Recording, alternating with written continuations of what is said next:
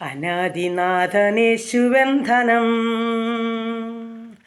അന്യനായി ഭൂവിലെന്നും ഞാൻ, ധന്യനായി ഞാൻ ക്രിസ്തുവിൽ സദാ.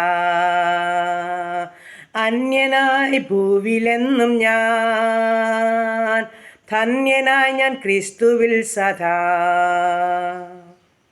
ഇന്നുള്ള ശോധന നൽകുന്ന വേദന, ഇന്നുള്ള ശോധന നൽകുന്നു വേദന. വിഷമമുള്ളതെങ്കിലും വിലയുണ്ടതിനു പൊന്നിലും, വിഷമമുള്ളതെങ്കിലും വിലയുണ്ടതിനു പൊന്നിലും. വിശ്വസിച്ചാശ്രയിച്ചാനന്ദിക്കും ഞാൻ സദാ, വിശ്വസിച്ചാശ്രയിച്ചാനന്ദിക്കും ഞാൻ സദാ. അനാദിനാഥനേശു എൻ ധനം, അന്യനായി ഭൂവിലെന്നും ഞാൻ, ധന്യനായി ഞാൻ ക്രിസ്തുവിൽ സദാ. അന്യനായി ഭൂവിലെന്നും ഞാൻ, ധന്യനായി ഞാൻ ക്രിസ്തുവിൽ സദാ. ഹല്ലേലൂയ.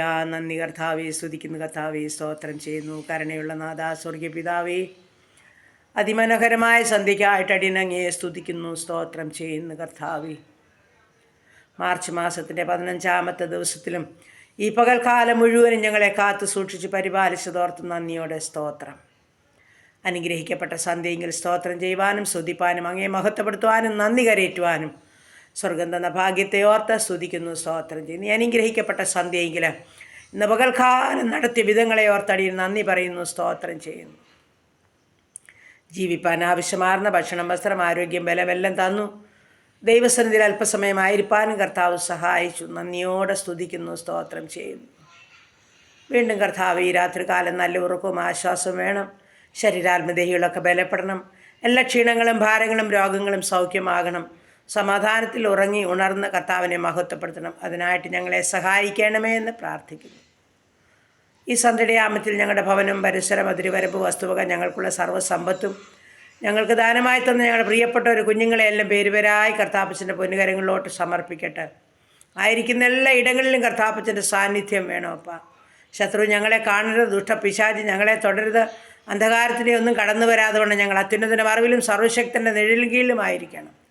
രാത്രിയിലെ ഭയത്തെയും പകൽ പറക്കുന്ന അസ്ത്രത്തെയും ഇരുട്ടിൽ സഞ്ചരിക്കുന്ന മഹാമാരിയെയും ഉച്ചയ്ക്ക് നശിപ്പിക്കുന്ന സംഹാരത്തെയും നിനക്ക് പേടിപ്പാനില്ലെന്ന വചനത്താൽ അടിയങ്ങളെല്ലാം കാത്തു സൂക്ഷിച്ച് പരിപാലിക്കണമേ എന്ന് പ്രാർത്ഥിക്കുന്നു.